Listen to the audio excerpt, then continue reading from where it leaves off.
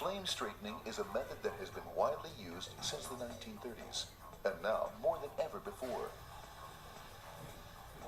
The simplicity of the technique and equipment, combined with the ability to work with most objects, regardless of their size and weight, has made flame straightening a cost-effective method. Its advantage lies in the enormous forces which can be brought to play through the use of a heating flame. Forces we can use to straighten or stretch objects in metal.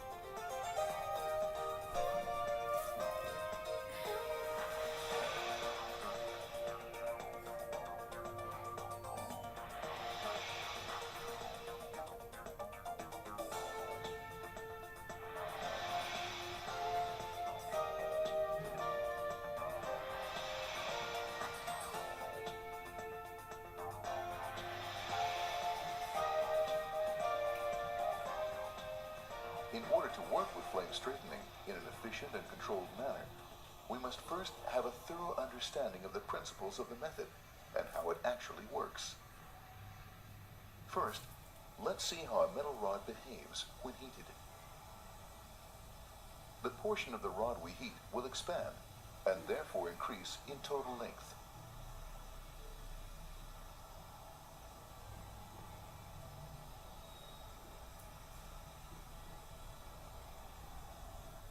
As the material cools, it will contract, returning the metal rod to its original length. Notice, we have not altered the rod's shape.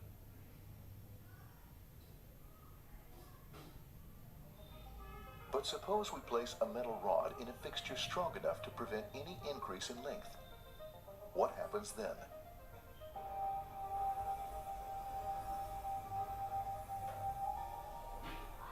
The heated material wants to expand lengthwise, but the fixture we put the rod in hinders this. The material is therefore forced to expand in a different direction, in this case, away from the rod. It now undergoes what we call a plastic deformation. This deformation is permanent and cannot be reversed. As the material cools, it contracts as before, this time resulting in a shorter rod.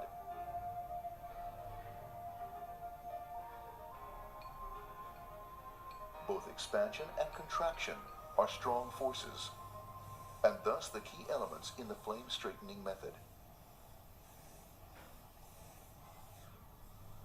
Let's study the following theoretical example in order to show how powerful contraction forces are. We've welded a 1 centimeter rod vertically to a strong beam. We now heat the rod so that it expands lengthwise. Before it cools, we'll attach a 2-ton weight to it. As the rod cools, we see that the contraction forces lift the weight from the floor. We now begin to understand what enormous forces there are to work with, forces we'll learn to use and which are central to the flame straightening method. Let's recap. Metal, when heated, will expand. As it cools, it will return to its original shape. If we block it, the expansion will cause a plastic deformation in the heated area. Once cooled, the material will have shrunk. Contraction forces are very powerful, and we can use them to our advantage. Let's use our knowledge about contraction forces to straighten this beam. Remember that flame straightening is always based on contracting a specific area. Therefore, always begin flame straightening work by analyzing the workpiece for the longest section. This is where we need to shorten in order to straighten our beam. But before we begin heating, we must ensure that we create a plastic deformation where we heat. That is to say, we must prevent the material from expanding, just as we did with the metal rod in our example. We say that we block the material from moving. Blocking can be performed principally in 2 ways. One way is to prevent thermal expansion, by means of a mechanical restriction. Each piece needs its own type of blocking, which in turn will determine the design. A second method to force a plastic deformation is to use the material's own weight as a resistance, a method often used on beams and profiles. For flame straightening in beams and profiles, heating in the shapes of wedges is often used. We understand better if we take away a bit of the material and put a hinge here. It will give this result. This is called a knee effect. What's interesting are the inward forces which try to bend the knee. This means that a free-hanging beam has forces within it in this direction, which can be used in straightening, thanks to gravity and the knee effect. These forces will prevent the heated area from expanding sideways. Since this beam has enough weight of its own, we can use the knee effect to block heat expansion. What we will really do is use a number of heat wedges. How many we use will depend upon the length and magnitude of the deformation. Since the heated material is now hindered from expanding sideways, a plastic deformation occurs. As the material cools, the powerful forces of contraction will begin their work. The top side of the beam will contract the most, thus straightening the beam.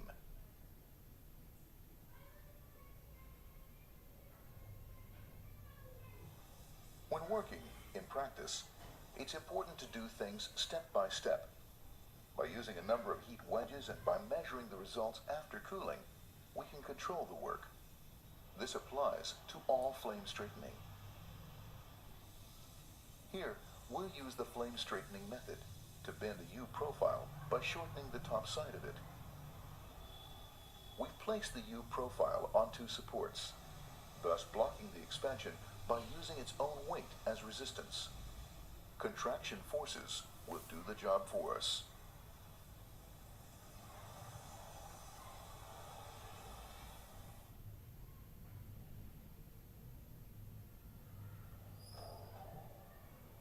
Welded sheets of steel are often subject to some form of deformation. This stainless steel sheet welded onto a frame is no longer flat. Applying heat in selected spots is a useful method in this case.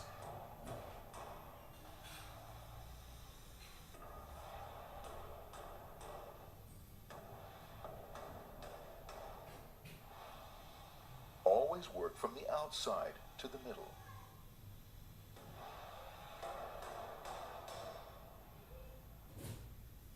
As the material cools, the same forces mentioned earlier will stretch the steel sheet. But why must we use a hammer? Thin sheet metal has the characteristic that, when heated, it will push up, like this.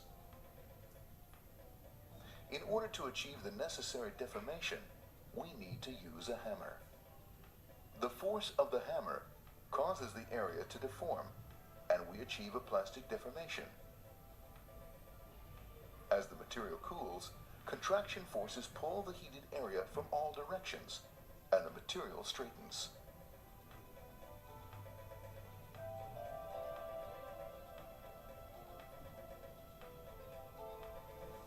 This method is often used in the manufacture of sheet metal covered constructions, such as these train coaches. Not only does the method improve the appearance, but it also prevents noise from excess movement. Therefore, all the sheeting is stretched using the flame straightening method.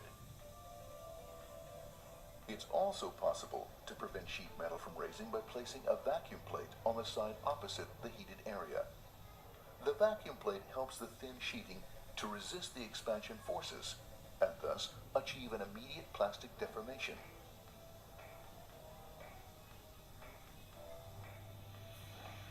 This can also be achieved using a perforated template and a counterplate, which mechanically forces the sheeting to remain in place and thus force a plastic deformation in the heated area.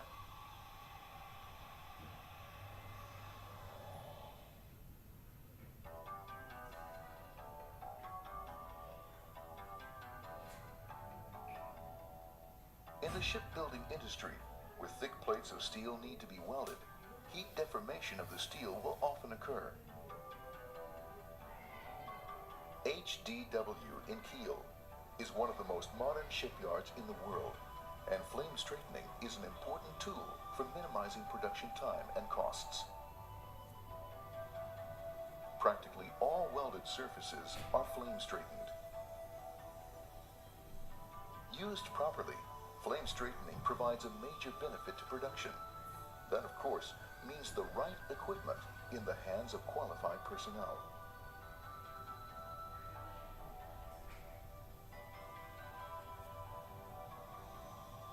Even though techniques and production methods are continuously developing, flame straightening will continue to be one of the shipbuilders' most cost-effective methods for straightening steel plate.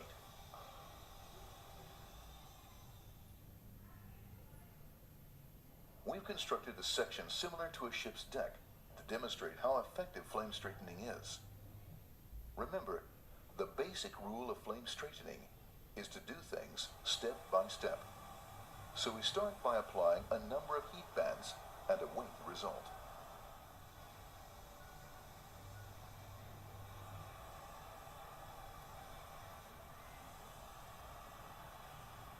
After a few cycles of heating and cooling, the steel has straightened itself.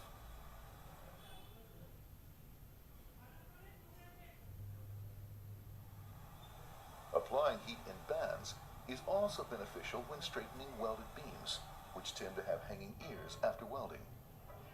A couple of jacks are used to block the material.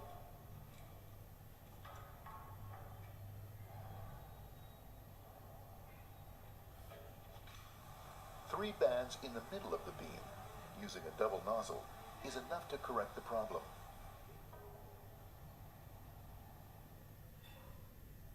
A third method for applying heat is used in straightening pipes. This T-pipe was deformed at the time of welding. Flame straightening can be used to correct the problem. The heat is applied in spots and ovals to straighten the pipe. This is one way to apply heat when it comes to pipes.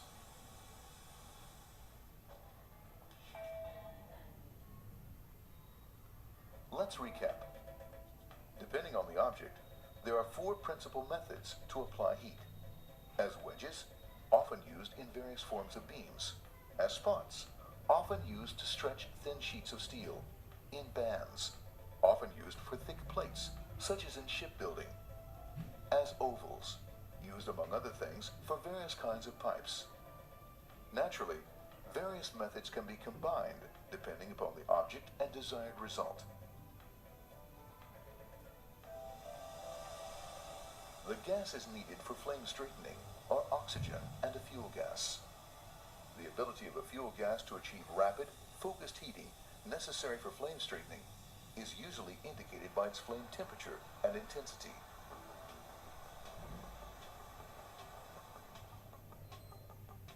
This diagram shows the temperature of the flame. As we see, acetylene yields the highest flame temperature. Even in this diagram, for flame intensity, acetylene reports the highest values. Acetylene is therefore the gas of choice in flame straightening. Most common materials can be flame straightened, but it's important to remember that different materials require different techniques. Various materials expand quite differently when heated, as seen by the meters indicating the amount of expansion in the samples.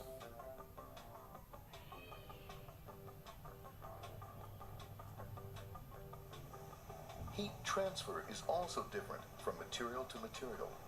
Therefore, it's important to consider when working with various dimensions, which equipment is best suited to the material and type of object. Which method is best for heating?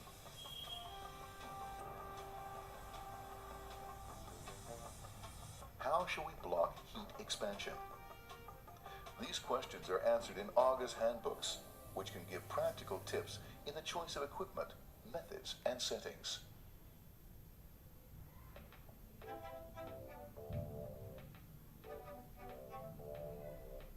Flame straightening is extremely cost-effective, in that only one person is needed for most of the work. Further, no heavy and expensive equipment are needed. Ver of Germany manufactures overhead bridge cranes spanning 35 meters with capacities up to 150 tons. These beams require a slight bend. Flame straightening will do the job. Another example of how flame straightening can be used in manufacturing is in the construction of this steel bridge. The bridge was curved by means of flame straightening. Two pre-constructed straight bridge girders were brought to a central height of 4.12 meters.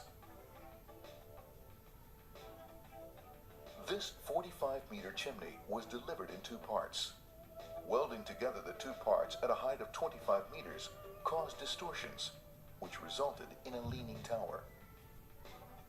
By flame straightening, the overextended side of the chimney was shrunken and the overhang of 4.5 centimeters corrected. We visited HDW in Kiel earlier. There, a flame straightening method is also used for forming heavy plates three-dimensionally. HDW has a craftsmanship and professional know-how developed from decades of work.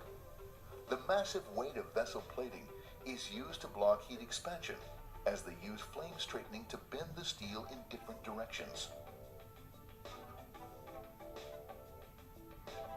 This is how the bow of a ship can be formed, for example. Lavatec manufactures large washing machines in Heilbronn, Germany. In order to avoid vibrations in the sides of the washing drum, the sheeting is stretched on all sides by flame straightening. A number of heat spots are applied symmetrically. When the spots cool, the material stretches, and the drum will be vibration-free during rotation. Ehlen is a corporation in southern Austria which manufactures heavy constructions for the power industry. The extensive welding during the construction of this transformer core caused distortions. Flame straightening is an effective method to correct the distorted parts. For a company that works almost exclusively with extremely large constructions, flame straightening is an important part of production.